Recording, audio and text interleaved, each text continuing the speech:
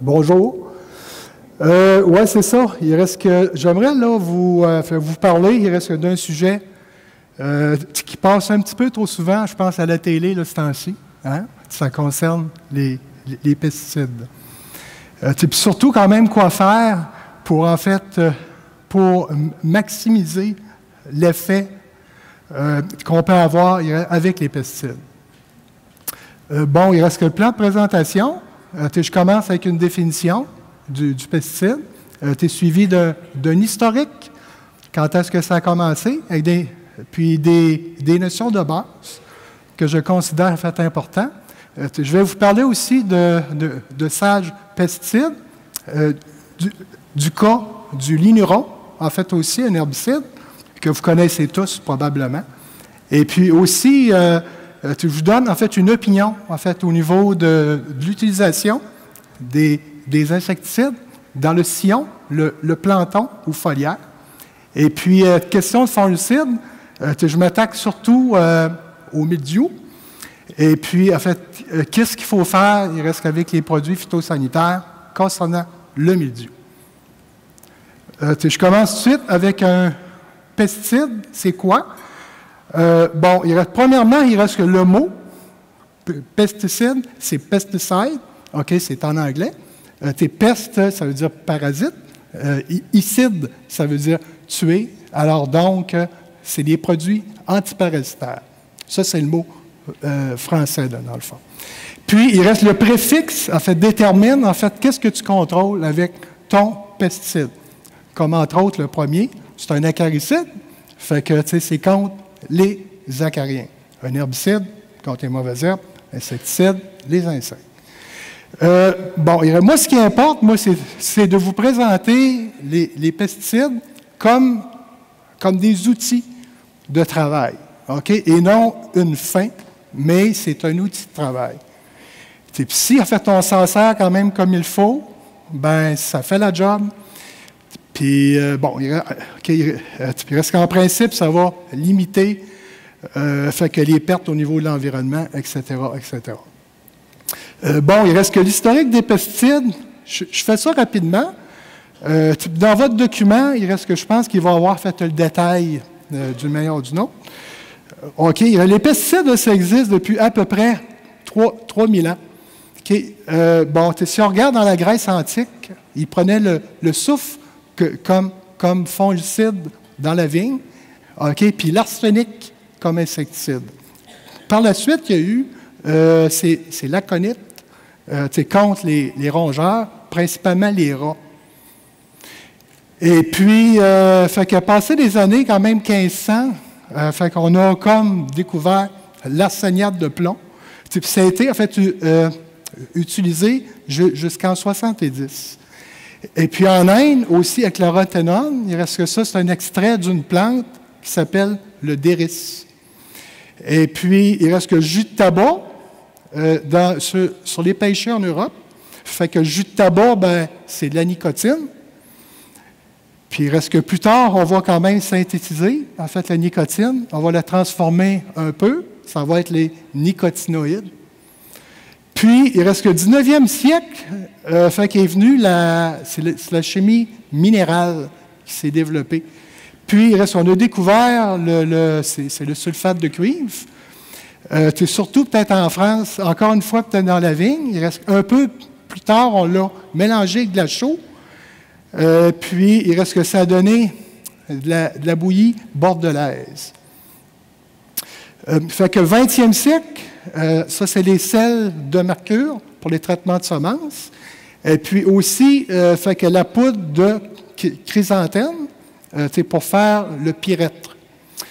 En 1930, c'est là, en fait, que le boom, là, vraiment, peut-être des découvertes des nouvelles molécules s'est fait avec la chimie organique. Okay? La chimie organique, là, c'est la chimie du carbone. Okay? Il reste qu'on est capable de synthétiser une molécule. Fait que donc, quelconque, puis surtout des molécules qui sont quand même apparentées avec c'est celles qui existent naturellement dans la nature. Bon, il reste que donc, en fait, naissance au carbamate, aux organochlorés. Bon, il reste que le DDT, fait que c'est sûr qu'on ne l'utilise plus. Sauf que ce produit-là, en fait, a quand même sauvé, c'est des millions de vies. Surtout pour le typhus en Italie.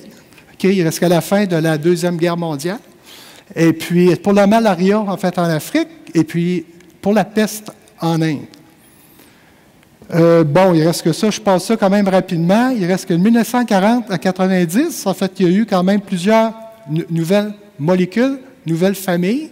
OK, il reste qu'on regarde, entre autres, il y en a une très importante, qui est le maneb. OK, il reste que ça a servi, par contre, de base. Par la suite, il reste qu'à fabriquer d'autres pesticides. Bon, les phénoxy, les organochlorés, les urées substituées, entre autres l'inuron. Fait le captane, les triazines, le diquat, c'est réglone, paraquat, gramoxone. Puis après ça, peut-être les fongicides complexes. OK, il reste, on a pris du zineb et du maneb, puis on a fait du mancozeb et puis du méthyram en 1960. Chlorothalonil par la suite. Puis après ça, avec la guerre du Vietnam, bon, il y a un SMAT qui a pensé que tu mélanges du 2,4-D avec du 2,4-5-T, puis ça fait vraiment un herbicide très puissant. On l'appelait l'agent orange. Puis, en fait, par la suite, le bénomyl, tout ce qui est, en fait, péritrénoïde de synthèse, en fait, par la suite, entre autres le Simbush, le D6. Puis, en 90, c'est les strobirulines. Bon, il reste le 21e siècle. Bon, en fait, qu'est-ce qui est peut-être différent en fait, des autres siècles? C'est qu'il reste qu'on est capable de faire maintenant des biopesticides. Sauf que la chimie organique, par contre, continue quand même. Là. OK, il reste qu'un biopesticide, c'est un pesticide d'origine biologique. Fait que donc, grosso modo, il reste qu'on utilise les micro-organismes, comme les virus, les bactéries, les arthropodes, et puis les champignons. Okay, il reste pour contrôler quand même certains insectes, certaines maladies. Puis aussi avec les extraits de plantes qui s'utilisent encore. Bon, si on prend par exemple la roténone, bon, il reste que ça a peut-être un effet, il reste un certain effet sur les dorifores. Si on prend les huiles, les producteurs de semences connaissent ça, c'est parce qu'ils en utilisent beaucoup, ils trouvent ça cher d'ailleurs. Bon, il reste que ça, c'est intéressant, il reste que le 21e siècle, en fait, toujours, les biopesticides. Maintenant, par contre, on va entendre parler peut-être de plus en plus de SDN. Ça, c'est les stimulateurs de défense naturelle. Bon, vous avez, c'est des molécules, il reste qu'entre autres des familles de produits comme les auxines, les cytokinines, puis les phosphites, et puis aussi les acides phosphoreux. Par exemple, qui va contrôler très bien le mildiou et puis la pourriture rose. Bon, il reste que de plus en plus, par contre, la génétique. Le monsieur là, qui est là, il reste qu'il vient de découvrir le gène qui se trouve fait que responsable de la résistance à la gale commune. J'imagine que c'était fait probablement avec une variété là, qui venait du Pérou. Fait que donc, il reste que ça l'ouvre vraiment peut-être des portes, là. Il reste qu'à la recherche, en fait, au niveau de la génétique. Fait que c'est très intéressant. Notion de base, il reste que de quelle façon travaillent les pesticides? Bon, en fait, grosso modo, il reste, les herbicides travaillent au niveau de la photosynthèse des mauvaises herbes. Il reste qu'entre autres l'inuron, métribuzine. Synthèse des lipides. Fait qu'un exemple, le Select travaille là-dessus. Synthèse des acides aminés. Vous avez le Roundup et puis le Prisme qui travaille comme ça. Puis, il reste que ça perturbe des fois la croissance des plantes, comme les auxines. OK? Entre autres, 2,4-D, Dicamba et tout ça. Puis aussi, ça peut quand même travailler peut-être au niveau des membranes cellulaires. Bon, il reste les insecticides travaillent différemment un petit peu. Parce que la plupart des insecticides, en fait, sont actifs sur le système nerveux. Puis, en fait, qu'est-ce que ça fait? C'est que ça l'empêche. C'est la transmission de l'influx nerveux. C'est ce qui fait que l'insecte paralyse et puis meurt. Tu en as certains, par contre, qui empêchent, c'est les mus. Fait que donc, si tu as un dorifort de stade 2, ben, il va rester là. Il ne passera pas au stade 3. OK? Ça prend quand même quelques jours, puis il crève. C'est plutôt aussi, naturellement, les SDN, encore une fois, comme entre autres l'acide phosphoreux. En fait, il y aurait vraiment, là, il reste un effet, je dirais peut-être de répulsion, en fait, plus que d'autres choses, contre les dorifores, par exemple. Ça, pour les fongicides, alors donc, ça travaille fait au niveau de la synthèse d'acides aminés, sur la division cellulaire. Puis, tu es sur les petites mitochondries. Okay? Il reste que ça, c'est en fait des petites usines d'énergie pour la cellule. Fait que si tu n'en as plus de mitochondries, il reste que ta cellule, elle crève. Il reste qu'elle meurt à ce moment-là. Puis, ce qui est intéressant, ben oui, c'est vrai. Puis, ça travaille aussi sur les membranes cellulaires. Et puis, tu as des fongicides qui travaillent à plusieurs endroits du champignon. Ça, c'est des multicites. Fait qu'un exemple, le mancozeb. Puis, encore une fois, tu as les SDN, en fait, aussi, l'acide phosphoreux. Puis, tu en as d'autres qui s'en viennent probablement. Puis, j'espère aussi. Bon, il reste une notion de base, encore une fois. Au niveau de la protection, je vous dis que les pesticides sont des produits dangereux. Je ne vous apprends rien, hein? Mais les producteurs ne se protègent pas plus. Fait que donc, ce serait peut-être quelque chose à corriger, selon moi. Les voies d'exposition aux pesticides, c'est cutané, respiratoire, puis oral. La toxicité, en fait, la toxicité aiguë, c'est-à-dire tout de suite, une peau qui vient rouge rapidement, et puis chronique, c'est-à-dire, si là, tu t'exposes à un pesticide longtemps, ben, après peut-être 5, 10, 15, 20 ans, ben, là, tu as des problèmes de santé. Parce que donc, ça, c'est au niveau chronique. Ça, c'est les sigles, on va en reparler quand même tout à l'heure. Qu'est-ce qui me tient à cœur? Puis, je me répète souvent, c'est la lutte intégrée. Pour les insectes, pour les fongicides, pour tout dans le fond. Et puis pour ça, il faut quand même que tu connaisses ton historique de champ, puis de pression d'insectes aussi. Puis, en fait, identifier peut-être le ravageur bien comme il faut. Fait que juste un exemple, puis il y en a beaucoup qui vont mêler tache argentée puis d'arthrose. Fait que donc, ça, c'est à faire attention. Puis, il faut quand même surveiller, en fait, les champs de pommes de terre régulièrement, puis dépister, puis choisir par la suite le meilleur outil pour, en fait, neutraliser le ravageur. Puis tout ça, là, ça demande beaucoup de connaissances.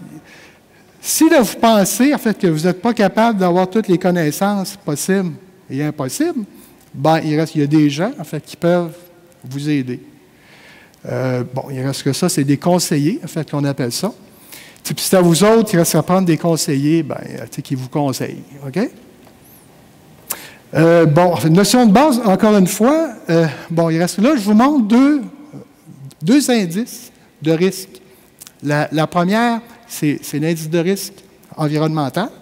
OK? Et ça dépend de la toxicité des espèces non visées, par exemple, des abeilles, des oiseaux, des grenouilles. Bon, ça dépend de la persistance aussi du pesticide dans l'environnement, de sa mobilité, et puis il reste de l'accumulation, c'est sa bioaccumulation. Puis l'autre indice, on l'appelle l'indice de risque pour la santé. Il reste qu'à dépendre vraiment de la toxicité aiguë, en fait, cutanée, inhalation orale, chronique, du type de formulation de pesticides et puis de la technique d'application. Par exemple, si vous mettez un groupe 4 dans le sillon, puis foliaire, c'est pas pareil. Bon, il reste là, je vous présente, il reste un site intéressant. Fait que tout ce qui est en fait connaissance au niveau du produit, en fait actuellement, en fait est là-dedans, c'est Sage Pesticides. Puis pour ceux qui sont moins familiers avec ce site-là, ouais, là j'ai un laser. Là. OK, ici comme ça. Ici, là, c'est un petit vidéo. Puis ça vous montre exactement en fait, comment que ça travaille, le site. Fait que c'est facile. Facile à utiliser. Bon, il reste qu'on fait des recherches comme moi, par exemple, je cherchais pour les pommes de terre, je cherchais en fait un herbicide en fait, qui contrôle les feuillages puis les graminées. OK? Puis il reste un herbicide de prélevé sur un sol moyen. Tu payes sur rechercher. Puis ce que ça donne, ben, c'est quelque chose comme ça. Il reste que c'est un tableau. Puis il reste que moi, j'ai demandé, il reste qu'en plus, qu'il soit quand même, qu'il soit décroissant, en fait, par rapport à son indice de risque pour la santé. OK? Il reste que donc, là, ça sort quelque chose comme ça. Si, en fait, on remarque, il reste que plus que c'est haut, il reste que plus que c'est dangereux, que le risque est élevé à ce moment-là. Fait que si on remarque qu'il y a une coïncidence, le plus élevé, c'est le ligneron. Okay? On va en reparler quand même tout à l'heure. Si on clique, là, justement, là, c'est ici, c'est sur la molécule active, il reste que le ligneron. Non, excusez. En fait, quand on clique, plutôt peut-être ici à côté, OK, vous allez voir peut-être un autre tableau avec les petits logos, en fait, que je vous montrais là. Puis quand tu vois, peut-être, ça c'est un octogone, hexagone, 8 côtés, c'est quoi? Un octogone. Un octogone rouge, ben, écoutez, là, ça veut dire que c'est vraiment toxique, là. OK? Puis si on regarde justement peut-être le ligneron, on va en reparler quand même plus tard, c'est son problème, mais c'est vraiment peut-être la toxicité chronique. OK? Bon, il reste que là, par contre, on peut aller voir plusieurs types d'informations. Puis aussi, en fait, quand on clique ici, il reste que là, ça nous fournit l'étiquette du produit. Ce qui est vraiment, je pense, avantageux, là. Les herbicides, le cas du ligneron, c'est un groupe 7, ça travaille sur la photosynthèse. Bon, il y a un herbicide systémique, le prélevé, post-levé. Bon, il reste là, par contre, des résistances connues pour l'herbe à peau, certaines amarantes. OK, en général, tu contrôles tes feuillages, puis certaines graminées. Bon, il y a une faible toxicité aiguë par les voies orales et cutanées, modérément toxique par inhalation, mais c'est ça le bug. Bon, le bug, c'est que son IRS est à 1815. OK? Si entre autres on compare avec la métribuzine, OK, qui est à 33. Fait que demandez-vous pas pourquoi, qu'en fait, Santé Canada, il reste que regarde présentement le produit. Puis, ils ne savent pas trop quand même quoi faire avec, parce que les gars de carottes, il reste que c'est leur seul herbicide. Fait que si jamais peut-être ils coupent ça, ben il va y avoir un problème tantôt. OK, il reste que donc toxicité quand même chronique, un effet fait au niveau des globules rouges, cancérigènes, effet sur le système reproducteur pour les hommes, les femmes, effet sur les fœtus aussi. Ça fait que donc les femmes enceintes, tassez-vous de là en fait, quand on arrose avec ce produit-là. Au niveau de la persistance dans l'environnement, c'est très élevé. Potentiel de lessivage, très élevé. En septembre 2012, c'est ça. Ils ont pris peut-être une décision d'évaluer le produit. Il reste en Amérique du Nord, c'est pas rien qu'au Canada. Aux États-Unis, la décision, il reste que ça va être en 2016. Puis en Europe, c'est le retrait en 2016. Sauf en Autriche, ça va être 2020. Au Canada, ils ne savent pas encore. Bon, au niveau quand même insecticide, est-ce que c'est mieux de mettre ça dans le sillon, le planton, ou bien encore foliaire? Fait que donc, ça, c'est mon opinion, en fait, que je vous donne. Ça ne veut pas dire que c'est vraiment ça, précisément. Alors, OK, il reste que là, ça dépend vraiment là, de la pression, en fait, d'insectes, habituellement. Puis c'est un cas là, de résistance, en fait, aussi, avec un insecticide. Si tu as, en fait, une possibilité de faire du dépistage, c'est chez toi. Puis si tu as de l'équipement, en fait, aussi. Bon. Si tu as, fait un planteur comme ça, bon, tu oublies ça le sillon, là. Mais si tu as, par contre, un planteur pas pire, là, hein, avec un bon équipement, puis si tu as surtout une forte pression d'insectes, pas de dépistage, bien là, ça fait un job dans le sillon. Bon, en général, là, ça coûte plus cher, par contre, que de le mettre sur la semence. Question de taux de semis. OK? Il reste que ça, c'est un canon, ça que j'appelle ça. Puis, il reste au niveau là, du planton. Si tu as une population, une pression d'insectes moyenne, pas de dépistage avec un équipement, puis, bon, il reste que ça fait un job aussi. Bon, moi, quand même, personnellement, moi, je trouve que c'est peut-être un petit peu moins efficace que le sillon. Bon, il y a d'autres producteurs, par contre, qui me disent le contraire, en tout cas. Ça, c'est à vous à le savoir avec le temps. Bon, cette impression, par contre, d'insectes, elle fait quand même pas trop forte. C'est sûr que là, puis si en plus tu dépistes les insectes dans les champs, le foliaire peut être intéressant. Puis surtout, en fait, quand tu as l'habitude de repasser pour des trucs comme la pyrale du maïs, puis dans quelques années, peut-être la psylle, il reste responsable, c'est de la zebra chip. Oh, OK, bon, on ne l'a pas au Québec. Si j'ai une bonne mémoire, par contre, en Alberta, tandis qu'en Alberta, OK, il reste qu'ils l'ont. Ah, il me reste 7 minutes là. OK, il reste que les fongicides. Qu'est-ce qui est le meilleur? Bon, moi, je m'attarde surtout, en fait, au niveau du mildiou. Oui, c'est ça. Les principes dans le mildiou, par contre, ils sont quand même les mêmes pour les autres maladies aussi. Bon, en général, les fongicides, c'est des protectants. OK? Il reste un protectant, c'est-à-dire que le produit reste à la surface de la feuille. OK? C'est sur la cuticule. Pénètre pas, par contre, à l'intérieur de la cuticule, du tout. Bon, la cuticule, c'est comme une couche de cire. Et puis après ça, par contre, il y a les contacts élaborés qui sont plus efficaces, qui sont anti-sporulants. OK? Sauf qu'ils pètent. Oups, excusez. Bon, c'est celui-là. OK. Les contacts élaborés, par contre, ils pénètrent la cuticule, mais ils ne vont pas plus loin que ça. Mais néanmoins, par contre, ils protègent très bien les tubercules, mais les jeunes feuilles ne sont pas protégées. Bon, il reste qu'après ça, par contre, il y a des pénétrants translaminaires. Okay, il reste qu'eux autres, ils pénètrent vraiment dans la feuille là, comme ça. Bon, avec certains produits, en fait, on a même peut-être un effet rétro. OK, bon, c'est 48 heures, là. Si on prend le Thanos et puis le Curzat, il y en a peut-être d'autres aussi.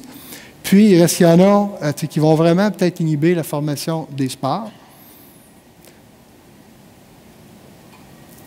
Puis, aussi, on a les pénétrants diffusants ascendants. OK, il reste qu'eux autres, ils rentrent par le sol, ils rentrent par les feuilles, par les tiges, puis ils se dirigent vers le haut à ce moment-là. Bon, il reste que ça, c'est des canons. Vous voyez, c'est des produits comme l'Acrobat, Tattoo, Présido, et puis le Zampro.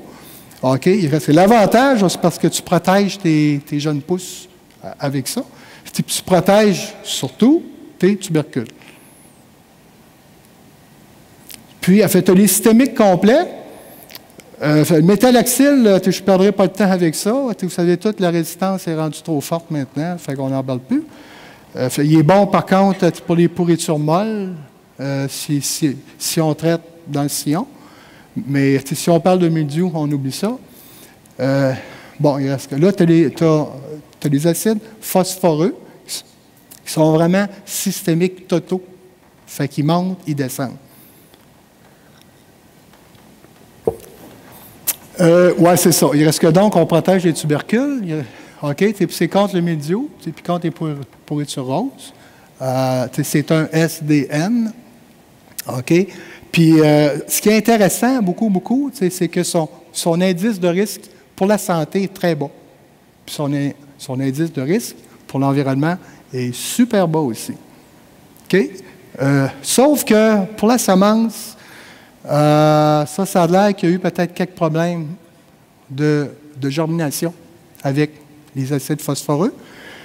Fait donc, avant peut-être de mettre ça, dans votre production de semences, je vous proposerais peut-être d'attendre, il reste encore un petit peu, fait que les essais, là, quand même, soient vraiment tous complétés.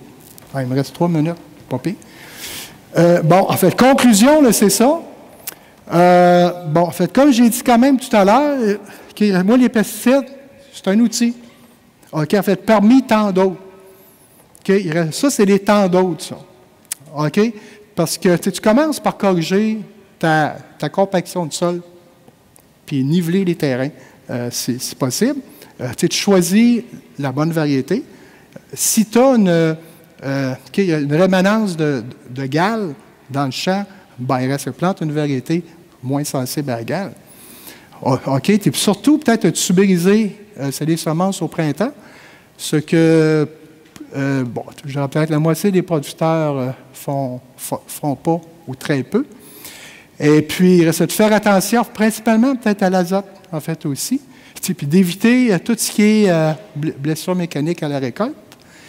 Et puis, il reste que de maîtriser les techniques d'entreposage. Ça, je pense qu'il y a beaucoup de choses, il reste qu'à faire là-dedans.